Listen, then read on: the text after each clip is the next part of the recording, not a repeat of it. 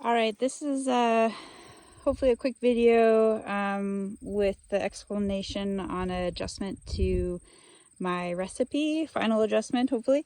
Anyways, for my green material, I had put down a mix of this it's a alfalfa and grass hay mix, 5 buckets of that, and then 5 buckets of just grass hay.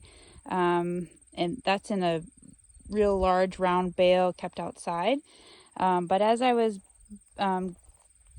gathering my material and filling my buckets, I quickly realized that there's 10 buckets right there of just this square bale of alfalfa grass mix, and you can see how much is still left over. So in an effort not to waste it, I just decided to keep filling and just go with the 10 buckets, and then I won't have to mess with the large round bales.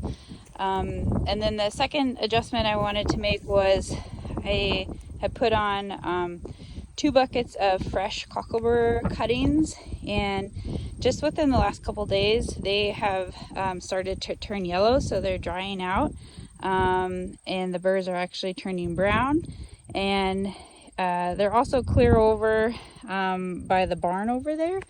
So I just decided to use some clippings from the greenhouse, which is right here. You can kind of see how wild it is in there.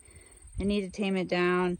And then there's just a bunch of green material, all this just weedy stuff that I could use. That's right at my compost site. So just to save time and energy, I was hoping to make those adjustments.